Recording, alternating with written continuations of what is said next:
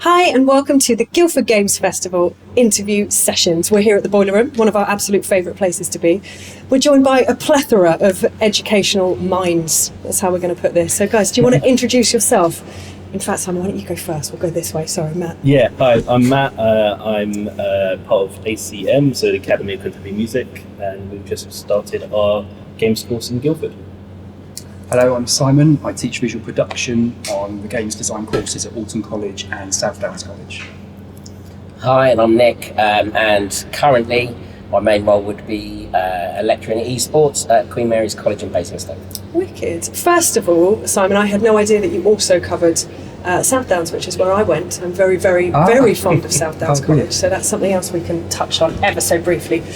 So what we want to do today is talk about something that is honestly pretty unknown to me as an elderly woman in the games industry. Actual courses, real life, hands-on education that you can go and get and learn how to be in games. So I guess the first question I'm going to ask is currently, kind of between you guys, how many people do you think you have on these courses as it stands? Yeah. So it's been the first year for our course on the Alton site, and already we've got 28 students on there. And on the South Down site, which has been running for a few more years, we've got about 48 or so students, 3 groups. So yeah, it's recruiting really healthily. Yeah, and compared to say, other courses like film and TV, art and design, even though it's a new course, they recruit just as well as those kind of disciplines. Fab. Awesome. And I think in my, I was formerly head of department at a college, and I introduced games into the curriculum there, and the pattern's very similar to Simon's. In the first year we had kind of 20 students, second year was 45, then we introduced a degree programme, and I think now that's currently running at something very similar. Whereas on the esports side, that has literally exploded. So we've gone from 0 to kind of 150 students in 18 months. And then we've got the enrichment side of it, which is another 150 odd students. My goodness me. So it has exploded would be the word. That is amazing. And they're all super young with cat-like reflexes and all like really up to playing for 18 hours a day. They are, so when we do the competitive enrichment and they're all kind of vying to get into the QM Samurai teams, there's some really good players. I can imagine. Just walk around and watch and go, watch this one. Keep an eye on this guy. Yeah, absolutely. I was incredibly kind of through chance. It was only at my brother's wedding that I met him, but one of my brother's best men, doesn't sound right, best mans does, used to be a Counter-Strike esports absolute boss right up there, really killing it in the esports genre, and now that he's reached his 30s and is elderly like myself, he's now training people how to play esports competitively. It's just almost even working in video games, it blows my mind that that's something that people can choose to do. I love it. Matt, what about you guys at the ACM? Yeah, so we've got both a diploma and a degree course, and probably across the 4 years that we've got running at the moment, we're probably on around 50ish. Across the years. We've really picked up this year with the degree course. So our first years for the degree there's about 30 of them, which is a massive jump from previous years. So, it's slowly building. Yeah, it's really growing. It's really growing. And do you all feel that maybe the proximity to Guildford, the wealth of talent, and everything that's going on here had an impact in the courses kind of being founded in that space? Well, from my perspective, I would say for the games students, 100%, and it's quite an interesting comparison. When you talk to the games students, they are fully aware of the local scene. They know exactly what's going on, who's where, and they see that as their opportunity a lot of them are off to university to study games, and they're kind of like, no, they want to get away, but with a view to definitely come back. Whereas the esports students are slightly different, because hardly any of them were aware of all of the joys that we've got, in and around the local area, because they're interested in sort of playing the game. Yeah, a different thing. Yeah, absolutely. But the game students are acutely aware of how lucky they are in where they're positioned. I love that, and the history of it. Yeah. That's so interesting, because for me it was, I didn't know. I had no idea. I moved here when I through family choices, and was playing Populous and Dungeon Keeper and all of these games 20 miles up the road, and had no idea that all of this was happening. So it's great that your students are kind of stepping in with okay, we're part of this history, almost immediately. Do you guys find a similar kind of thing? I think it helps them to step into an industry which they're really passionate about. If they are aware that only a few miles away, some of the big games that they're aware of are actually being made, and it's not they're not having to move to another country or move to a major city to do that. It's just down the road. So I think it makes it feel more real and more like a plausible career route for them, and also for their parents actually as well. Yeah, that's it. There's kind of the evidence of what it could be. It's right in front of you. And we've got several, they've got like older brothers or uncles or things like that who work in some of these companies, and they come back and talk about it. So it just feels like a little bit more real, Yeah, definitely. That's really cool. Really cool.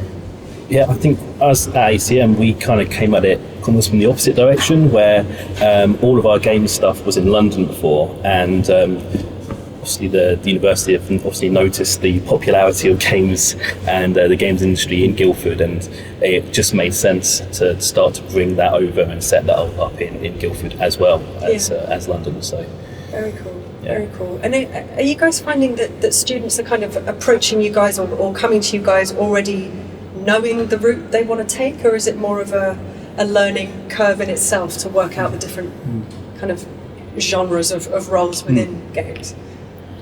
It's definitely a learning curve.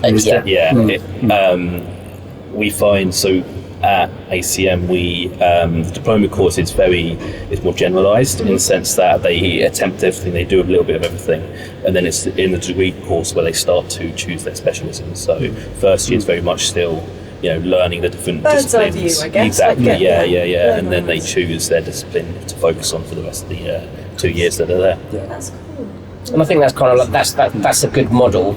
And it kind of just follows that whole media production in education. It's been around for so long, and at level 3, at 16 to 18, they just try bits, because they all come in thinking, I want to be a film director, no, I want to be a cameraman, I want to be a radio presenter. Every day. And then it changes as they get a taste and a feel for everything, and then when they go into degree to specialise, and I think games is following that kind of model, which is a good model, because until you've tried it, you just don't know. Yeah, and that's it. If you've not had the opportunity to try programming before, you're just not going to know. And although it may seem like some people may shy away from it in the first instance, thinking it's too technical, it's too complicated, but actually the amount of creativity that's required for that role is no different to being an artist or being a musician, or it still has that element of creativity to it. And I think with the 16 to 18 kind of age range, you can introduce them to a wide spread of what games design involves, and then they can decide whichever they want to specialise in. So for example, we have a visual specialist such as myself, we have an audio specialist, and also have a programming and games engine specialist. So they get a variety of kind of influences and kind of introductions to different areas. And there's also units on most further education courses like this to research into a career route and find out what it's about, particularly in the second year. And that really helps them to sort of finalise what their decisions will be and what uni applications they might make. Awesome. I think that's kind of it's really useful, the fact that we're in Guildford as well, because what it enables us to do is get proper industry people to come and talk to our students and inspire them, because they then suddenly start talking about the things that they've done, and the students, although they might not understand necessarily the role that that person is their career is, but just hearing the names of the games, all of those sorts of things, the experiences, you can see the eyes open, so I want to do that job, and that's kind of that's it's little things like that then inspires them. That's the pathway, and like I say, we're blessed to have the hub around here that we do, that we can draw on those resources and get people in to talk. Yeah, it must make a real difference to that kind of initial, kind of furtive, where am I going to go? What do I want to do? And then you've got the opportunity to have someone in front of you that's done something that you love, or your older sibling loved, or your parents loved, and that you've had that kind of game experience throughout your life, and then for it to be in front of you, oh wow, that's where that came from, is astounding, absolutely astounding. Okay, well, I'm sure you guys know, currently in Guildford, I believe we have 200 available game dev roles. We have a serious deficit, which speaking as someone that's been in the industry for well over a decade, I remember when I when I first looked into it, we made up something like 0.2% of the UK kind of jobs, the games industry. I imagine now it's much, much higher. I've not looked into it, but that deficit does seem to be growing. Is there anything that you guys are kind of actively doing to prepare prospective developers for the real world, for stepping into studios, for having the courage to knock on the door in the first place? We focus very much on industry first, so everything that we do and teach them, we try and do it with the mind that this is how you do it in industry, first and foremost.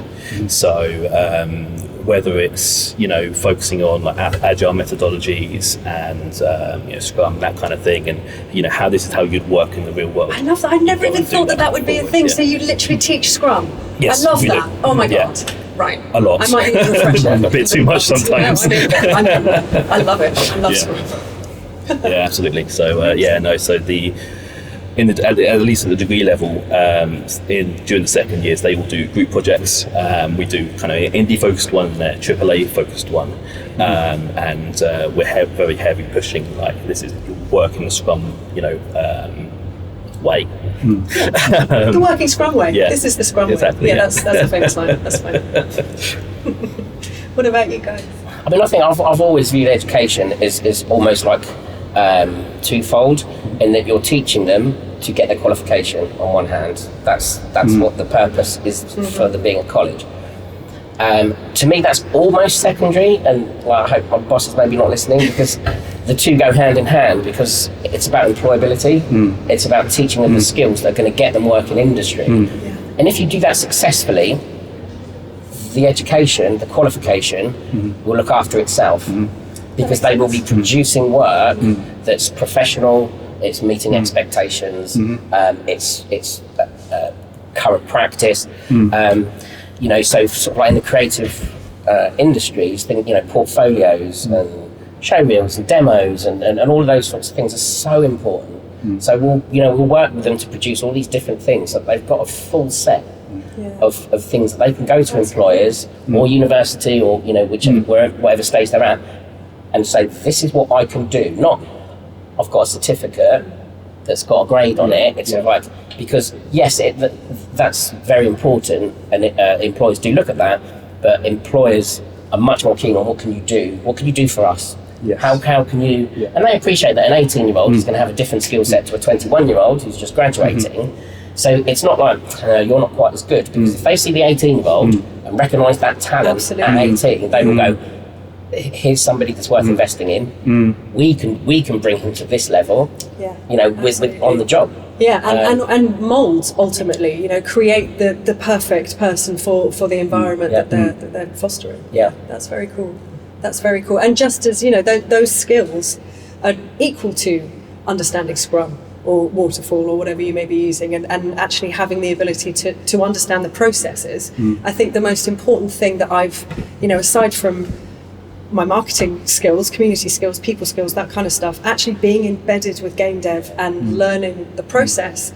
And initially I did that as an administrator who had to be in all of these really high level meetings and understand them, and I had no education. I wasn't blessed to live in a timeline where we had games industry education, but to actively unpick and understand what the kind of head devs were saying, so that I could then understand the whole landscape has carried me throughout my entire career. It's been vital. That's really, really cool. What about you, Sam? I think it's specific skills and also general transferable skills. So with the specific skills, yes, there are certain bits of software which we're introducing them to, certain games engines, certain visual production, audio software, and that's really useful. And also I think just generally their communication skills, their ability to work in teams, to work under pressure.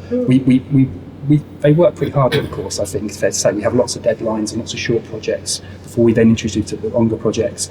And I think they become generally very employable, whatever sector they go into, because they can work under pressure, they can work well with people. But then they've also got those specifics as well, which is great in those particular bits of software. But things change a lot, don't they? So in another 5 years, that software might have moved on. So they've got to have the transferable skills as well. Yeah, 5 years could be 6 months and everything would have changed. Yes, that's what's so astounding to me about games, is that we're constantly learning, we're constantly changing and adapting. That's really cool. Are there any I'm going to go off piste. I haven't mentioned this question to you guys, but are there any games that you offer to your students in the first instance? Like, look at this as an example of what you could do. Yeah, and what we'd like to do is introduce them to the historic games, really, to take them right back to the 70s, the 80s and the 90s, and show and get them to actually recreate some retro games early on. So that's like the first half term. Really. Wicked. And then we get a bit more advanced in the next term, and then again a bit more advanced in the second year. And yeah, I think they've been able to actually be able to create a retro arcade game within the first few weeks. It's a great accomplishment for them. Very cool. What about you? So in our diploma course, we have a games lab kind of session where we very much try and introduce them to all kinds of games. Just because a lot of the time a lot of students come to us with playing maybe heavily on a certain type of game, and they don't actually they haven't done any exploring themselves about maybe they've not played platformers, or they've never played a puzzle game, or like a RTS or something like that. So we have a games lab that kind of introduces them to those sort of games, and gets the students to kind of analyse them, just to kind of see from a design perspective what those are kind of all about. Very cool. Very cool. Yeah, and I think it's kind of a mix between historic and genre, in that because a lot of them, when you show them some of the old games, they almost laugh, because they're used to what they're used to now, but at the same time you can teach them the basic constructs of that and level design and things, and before you know it, so like, by the way, you're going to recreate that, and then when they recreate it, it kind of almost puts them in that thing of like, I could be working in the industry if this was 30 years ago, but nevertheless they've achieved something that at a certain point in time was an acceptable product, and still are, still are, they're completely. And the kind of like the benchmarks that some of these games set up, so say if they look at Pac-Man and the artificial intelligence of the enemy characters and how those work, and then that's gone on to influence games like Metal Gear Solid and so on, it's like they start to make those connections. So it's a basic pixel art game that was played on arcades, but it broke some ground in terms of how the enemies just seem that much smarter than all the other games at the time. And they just kind of start making those connections between what came in the past and what's happening now. And just one of the things I'm over to say is, I think indie games is a big thing as well, because a lot of them are used to playing AAA games. But if you introduce them to indie games and say, this was made by 2 or 3 people in a year, like you could be doing this in a few years' time, but to see that connection and to maybe try making their own indie game whilst we're still on the course, they really find that opens their eyes to. And what's so cool about indie games is, yes, it's amazing. We all love AAA. We all love holding a controller and feeling like you're in a different world and enjoying those graphics and just all of that stuff. But you can go to an indie game, and weirdly, I've mentioned it in an interview I've done for this year's festival already. But take Thomas Was Alone, for example. You don't need those graphics. You don't need to know anything other than, oh, he's got feelings. All right, cool. Let's do this. All right, let's get us mate. And it suddenly, it has all of that. It almost gives you the graphics without them being there. It creates a full world. Well, one of the first things when we showed them the reviews of these games, these small indie games, let's say like Super Meat Boy, for example. Normally, one of the first things I say is, I want to go and play that. I want to go and try that. Inside, for example, it's like, I want to go and try that now. And they often go and the next day come back and say, I gave that a go. And tell you what they thought.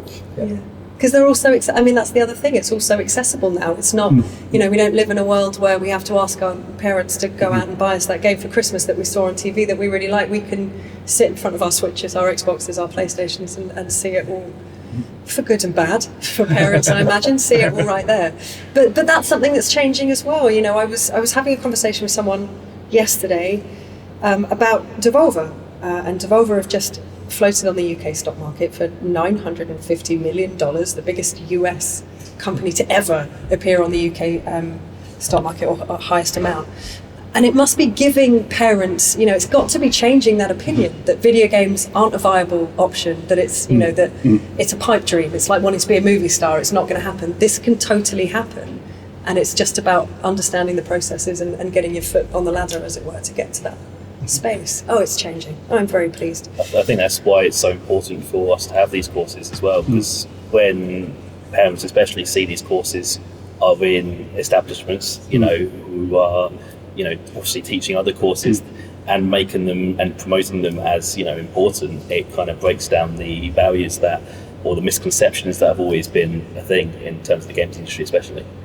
I think sort of like where games has been in education, it's slightly older in the sense like when you compare it to esports, and so games is like further ahead in that that respect. See, that even just that in itself blows my mind. They're much more kind of much more acceptive. Whereas 3 years ago, when I was working for an esports company, the parents were like, Just not a job, playing games, and almost kind of like that stinky teenager in the bedroom chucking the controller at the wall. Hey, it used to be a basement in my day. I mean, that's great. And at college, so we're seeing that with like open evenings. So they come in and they see the arenas that we've got at QMC, and they're like, wow, that's amazing.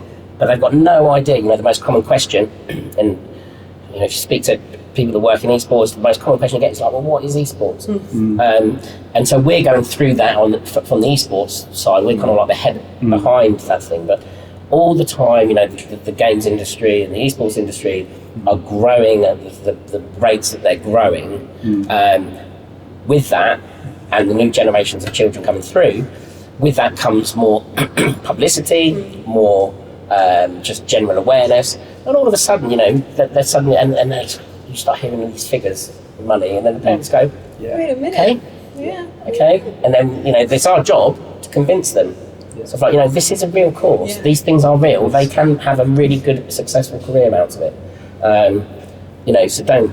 Yeah, this is it. My parents learned the hard way, which is that as I've said, I didn't have any career prospects before I found video games. I was just kind of stumbling along and hoping for the best, and it's taken a decade or so for them to realise, this is okay. This is a good place to be, and you're learning, and you're successful, and getting to meet other fantastic creatives, which is really my number one aim. One of the things we find with the parents now, this generation, is that they are actually often going, I wish I could have done that when I was your age, because they've grown up with video games, and they're video game fans, and they've introduced their kids to video games at an early age as well.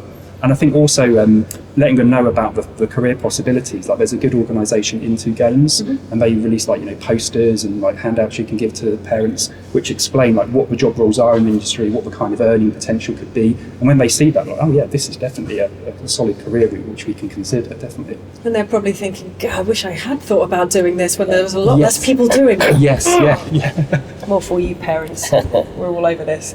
So both Alton and QMC have received investment from local businesses like EM3, our good friend Sam. So what difference has that made to your kind of abilities to offer education as a whole? And go into deets if you want. I mean, from our perspective at QMC, we can't thank EM3 enough. I think off the top of my head, the figure was just under $250,000. And it's enabled us to build a bespoke esports facility with 2 gaming arenas with 52 machines, 26 cool. in one, 25 or 26 in one and the other. We've got an esports cafe.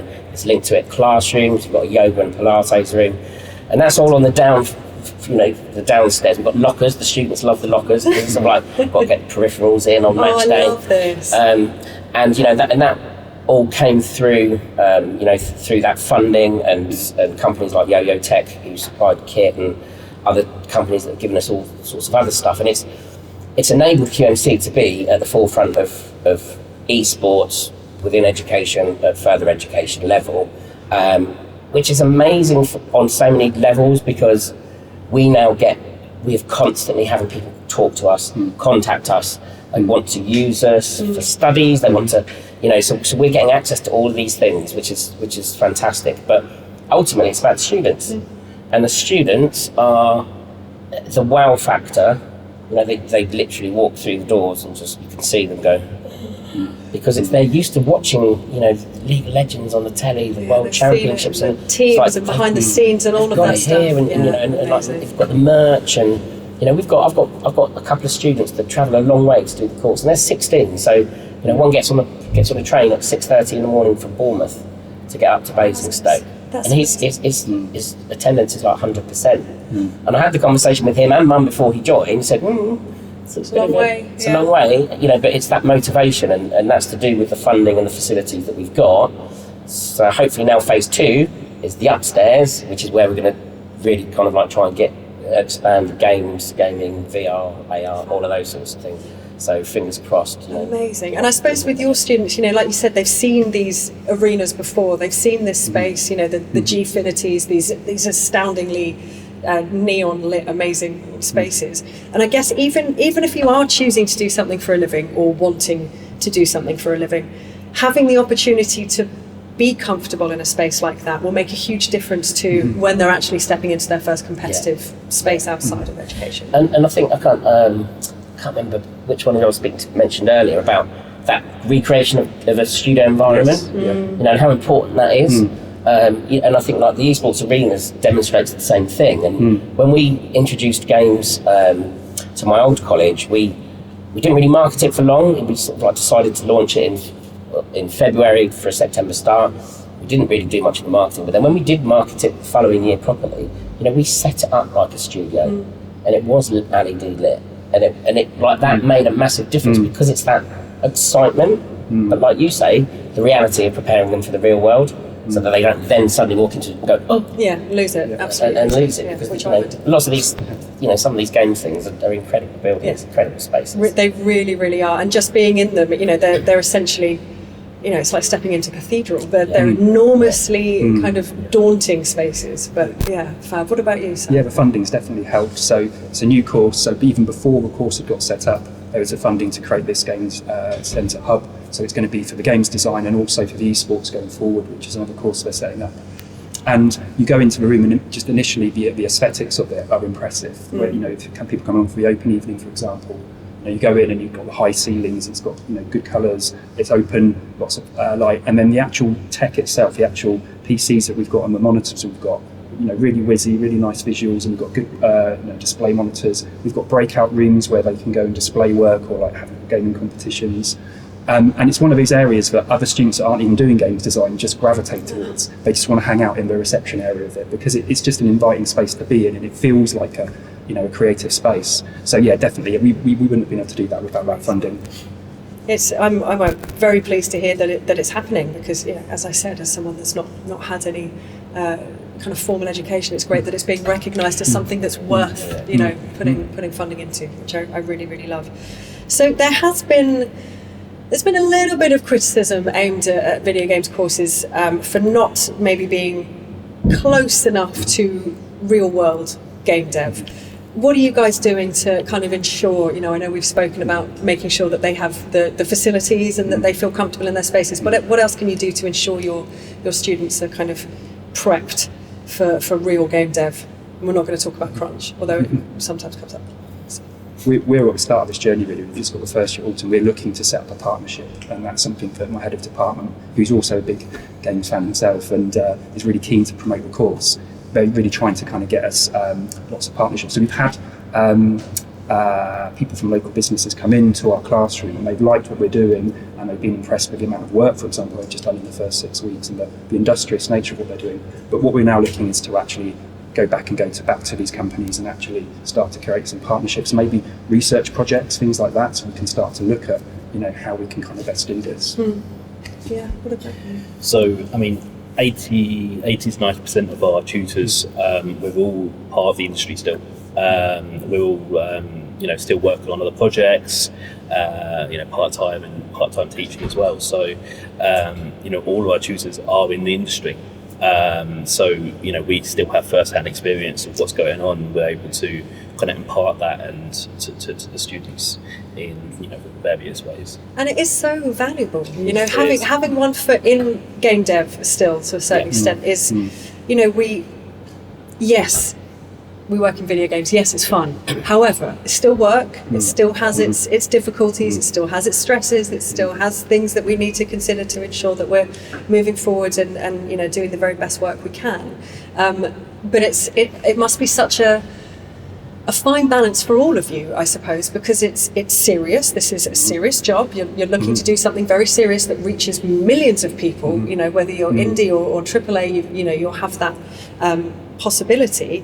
But at the same time, it's video games. It's fun. It's got to be fun. So there must be a very difficult kind of balance to strike between the two when you're teaching. Yeah, and I think that kind of goes back to what Matt was saying about having your tutors still being part of the industry. That's really important because and it's the little anecdotes that you can then that they use when they're teaching that really spark the flame and kind of get the students inspired. So that's really important. I think one thing that potentially I'd like to see the games industry do better is, especially kind of like when we're looking at degree courses, there is always input from the industry. There is always input from the industry because it's kind of like an integral part of that validation process. But I think there are times where academics maybe, and again I'm just saying maybe here, override industry to some extent because it needs to fit with learning outcomes and benchmarks and all of these things. And like I said earlier, my thing is kind of like employability, and the qualification looks after itself. And for me, I would like to see the games industry have a much heavier involvement in constructing these courses in the first place, to make sure that universities are offering courses that are relevant, that are up to date, that the industry needs and wants, so that the students come out and they can go, right, now we want you. I still think I think it's more of a hangover maybe of things gone past, that it's not. There are some brilliant games courses out there, don't get me wrong, but there are a lot that have been written around the staff that are at that institution. And it's like, we've got the programmer, we've got the code, we've got him. Well, he does graphic design, so he can do. And it's like, no. It needs to come from. There needs to be input from the inside. It needs to be proper. For sure. And I wonder if, speaking about hangover, I wonder if it's a hangover of so many, of kind of my generation and older game devs, which I don't count myself as, I just sit with them, wouldn't have had education. They would have fallen into these things. Your Peter Molyneux's, even I should think some of the guys from Media Molyneux. Media Molyneux. Imagine that as a matchup. I'd play that. But yeah, I imagine they've not really had that first-hand experience with education, and whether it's a aversion, whether they don't know that there's an opportunity to kind of get involved and have more input. But yeah, I should think there's a huge amount of knowledge that could be imparted and shared, and as we've spoken about, because everything is changing so quickly, it does need to be quite hands-on. And we are seeing signs of that as well, in fairness. So I've been involved in some panels with the apprenticeship hub and county council and Sam at the enterprise, and the first one was hosted at End Dreams in Farnborough, and that was all about how we shape like a level 2 apprenticeship for games. And I think I may have been the educational rep, so I was the only one there from the education side, but also through industry, because still do that as well, and everyone else is from industry. So you've got kind of you've got industry people talking about what they want, and then my role is to say yes, no, in that sense of but you couldn't actually do that. You wouldn't be allowed to do that. It just wouldn't work. But it's everything. But very rarely does that happen. Those conversations are. There is no reason why you can't do that. There is no reason why they can't be learning this, and so those things are happening. They're just maybe at their infant stages. I think I would like to think that as more people get the experience of education and come through education for games, that it would naturally kind of grow. In the meantime, I'm here to help. You just tell me what you need. I'll find some people. I'll make it happen. I mean, what else do you think the industry could be doing to help courses and your students? Do you want to take that, guys? I think mentioning that organisation into games, I think they've got a good idea where they are basically getting ambassadors from both sides. So they're getting people that are working in the games design industry to work with education and vice versa, and that cross collaboration is going to be really important going forward, I think.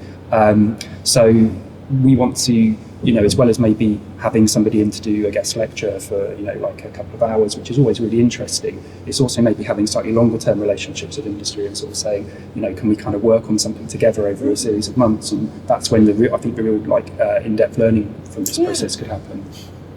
Yeah, I mean, things like internships and summer internships, summer placements. Even if they're 2 week over the Easter term sort of thing, just offering chance for. And it's hard because I know there's so many students, but sometimes having the ability for some students to go and actually, spend a week or so in a studio and see how it happens, would be amazing. Of course, I know people are busy, but it's... But also the wonder, like my experience of working in those big studios that have internship programs, your Microsofts, your Sonys, I mean, I'm sure plenty more do now, but it was a really big thing for Lionhead, for example. We'd get 4 new interns every year and they'd become such an integral part of what we were doing. But to see that initial wonder, it almost helps the developers that are there, like, okay, this is what we're doing. This is cool. This is exciting, because you can become so bogged down in the minutiae and what you're doing day to day, and hitting your deadlines and making sure that everything is running to, as we've discussed many times before, throughout these panels, that game dev is the furthest thing from linear that exists, probably, apart from, I don't know, wiggly stuff. But yeah, that it can really kind of bolster the team to have interns. And we have actually our first ever, not quite game dev, but Liquid Crimson has its first intern for the Guildford Games Festival. And the ideas that she's been bringing, she's been working on the social media side, the things that she's been bringing, if you have a look at the Guildford Games Twitter, just fantastic. And I wouldn't have had the time nor the kind of headspace to think of it without her. So yeah, internships are make a huge difference. Very cool. So for talking about partnerships, I mean, you kind of touched on where you'd like to kind of go with that, but do you guys have any partnerships that you have in place currently that are really kind of making a positive difference to what you do? I think we've got partnerships with the local universities, and say, for example, Chichester University's got a Bognor campus that they've invested a lot of money in, with resources for creating special effects for film and for games, and they've got big green screen areas. And when the students go on these away days to those, and they see, wow, this is what university can be like, and we can get to create this stop motion, image capture, all that kind of stuff. Yeah, that kind of blows away a lot, I think. Yeah, mocap stuff is always crazy to actually witness as well, to see people doing it and then to understand that, that's how, whoa, really exciting stuff. What about you, Nik? I mean, certainly from the esports perspective, we're in partnership with so many, most of which I can't talk about. No worries.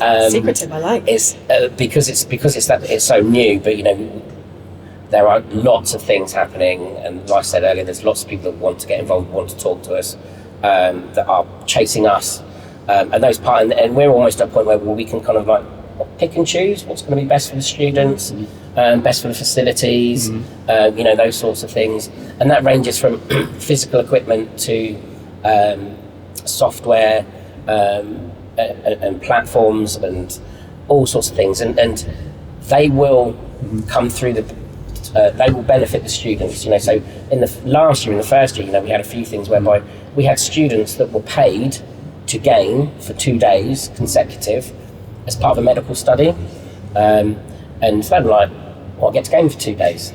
Yeah. Sounds all right, doesn't it? And we get paid. Yeah.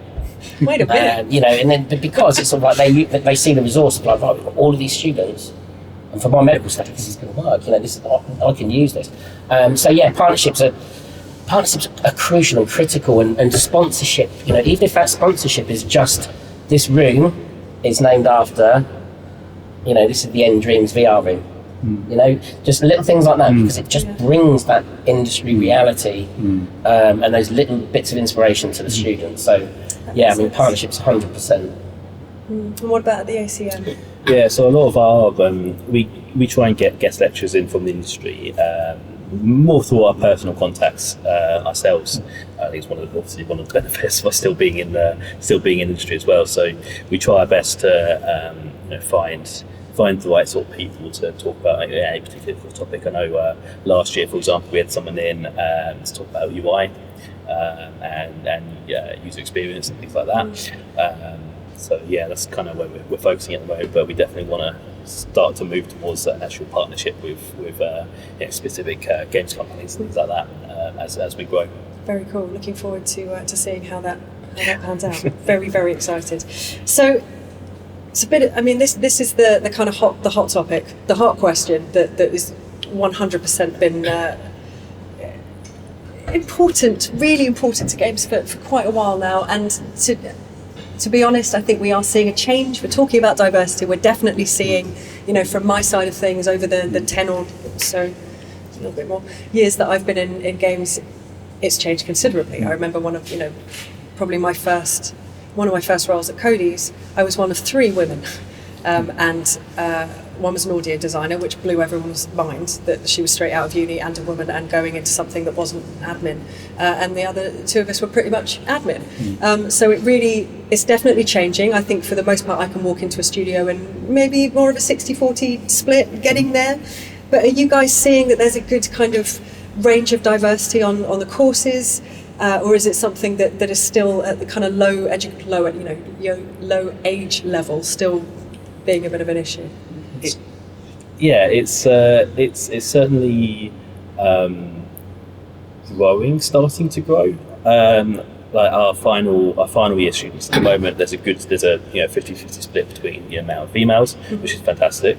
And obviously we're trying to get that to be across the years as well. One of the great things about the tutors that we have in is that we've got a diverse range of tutors. So our head of the diploma is she's of Iraqi descent, so she's which is great to have. Someone like that in the room as well, and diverse of experience. Absolutely. Absolutely. So she's our programming lecturer as well. So we've got this. We do have this whole range of tutors that are also hopefully inspiring. Yeah, absolutely. and that's the thing. It is about seeing. It is about seeing. Even for me, and even understanding that it is changing and it's evolving all of the time, and there are more women, and we're getting into roles that we wouldn't necessarily have gone into before.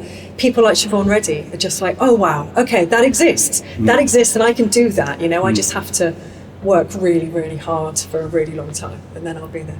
What about you, Simon? We had an open evening recently at the South Downs campus. We had 4 student volunteers, 3 of which were girls. Wicked. And I think when we had then the parents and the students looking, in the room and chatting to the students, which are really good at, explaining what they do to them, I think it helps them to feel more comfortable. Okay, this isn't just going to be lots of boys on the course. This is going to be a mixed course, and it's still got a way to go. But we are starting to see that more girls are applying for the course, and I think the more that they see, on promotional materials or when they come in for open evenings, more they see there are girls on the course and there are female members of staff, that will encourage them more. And just another point as well, I think diversity in terms of the kind of financial background that they come from, because I think something that might put off some students who are applying for game centres, they think they've got to have a really powerful, expensive computer at home, and that's something we get asked a lot as well. So I think it's making it clear that no, you can actually use the tech at college, and as long as you've just got a basic setup at home, you'll be fine. I mean, if you needed to, you could make games on your iPads. Exactly. There are ways, on your phone, whatever you've got available to you. There are ways, for sure. And that's one of the things we mentioned. Some of the software we use, again, you can use it on the iPad, and it's just making the way they're not going to have to invest thousands and thousands, which they may not have, in an expensive bit of kit. And that, I think that's something that might put people off techie subjects. I think that's that kind of cost factor. It's really interesting, actually, because it's thinking about South Downs brought me back to, as I said, I went to that college. Brilliant. And I did music technology and music performance. The music performance class I was in, there were maybe 20 of us, 4 girls. We were all singers, every single one of us. It's like there's a lack of technical will sometimes, or at least there was. I tried the music technology course and thought, I think I made a mistake, and then went to be a singer because I figured that would be a lot easier for me to get on board with. But even then, even in my experience, and we're not. It kind of shows that video games are not alone in our kind of lack of diversity. That we are, building on it year on year. It is changing, but it is about showing that there are those opportunities available. Nik, what about you? I mean, esports. How I was going to say you could touch on both really, but if we look at the esports side of it, the demographic across all of our students is so diverse that it's almost unbelievable. Love it. In the best possible way. Esports is essentially, as gaming is, it's one of the most inclusive communities that we have that exists globally, but at the same time it's also one of the most toxic. And that's something that's a whole other argument. But you can see with the students in front of you that kind of like demographic and the split, you know, of literally we have everybody. You know, we have boys, girls, a wide range of ethnicities, sexuality, sexual orientation, trans. You know, they're all in front of us. You know, and do you know what? Esports is a great vehicle to deal with all of those issues in society, because you've got everybody in front of you, and then you can talk about toxicity and that side of it, but relate it to the real world and the fact that it's okay to be different. You know, we're all different. So you've got all of this diversity in front of you, and you know we make sure that we have we have a female tutor who teaches on the course, but we also, our teams, our competitive teams that play in the student championships, are a mix, and that actually surprised me to some extent when I went in for the first time to watch the championships. I was like, there's as many girls playing as there are boys. Because I just kind of like, you know, again, that's my prejudice, my stereotype, that I was expecting to walk in and see teams of boys. So yeah, for me, esports is it is really good in that area. You know, it's progressive for sure. And I suppose once if we're talking about diversity, ethnicity, sexuality, all of that stuff, background, wealth, any level of stuff that can be involved in making an individual who they are.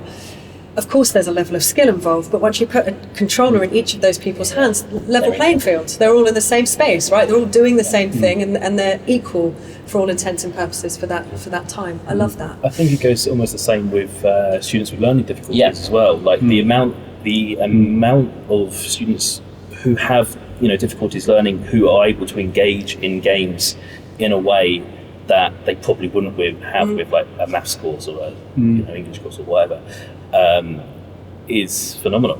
I mean, at Overworld for years now, we've had groups, mainly autistic groups, of students and college community groups that have come in, and you get that instant engagement because of the games. And then we can use that to teach them and educate them about media production and sort of like, use the camera angles and all of those sorts of things, have to write the script. But you get that initial engagement.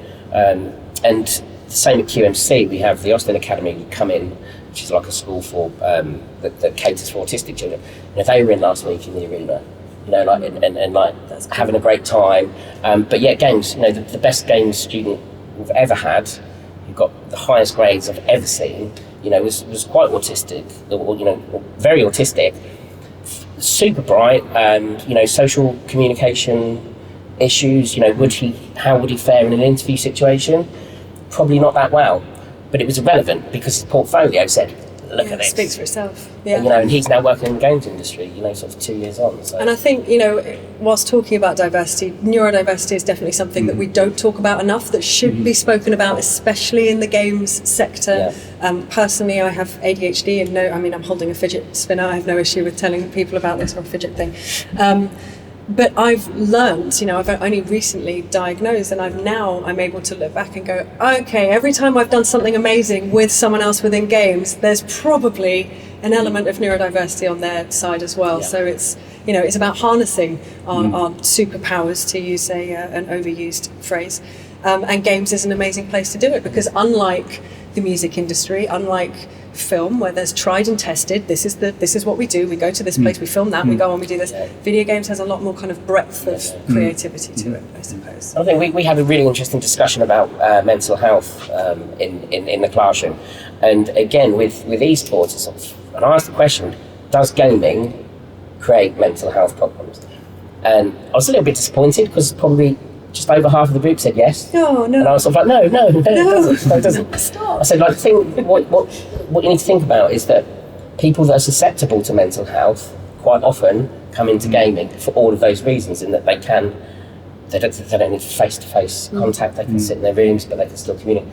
And that's kind of like an issue. It's not that we create mental health problems, it's just that I think there is a section of society that is susceptible, that are drawn to gaming naturally, the same as neurodiversity. And that it kind of brings, for those that don't fully understand it, again, talking about older generations, if we're talking about education, brings that stigma of, oh, that's going to make you feel like this, you shouldn't play that, when really it's, it's all perception. All right, guys, I've taken a huge amount of your time and I've loved every second of it. Thank you so much. But I'm just going to throw another curveball out there to finish up.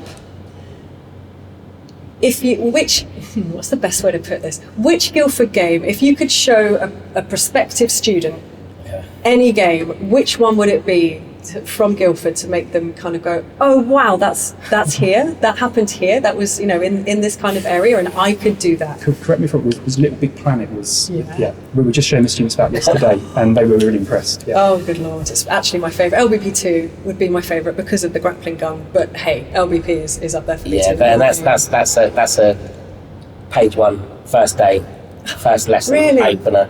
Oh, amazing. We've got Media Molecule interviews coming up, so I'll let them know. I will let them know. That's fab. What about you? I'm a big fan of No Man's Sky, and especially the whole story around the development and into kind of what it is now, and just the ambition of that project.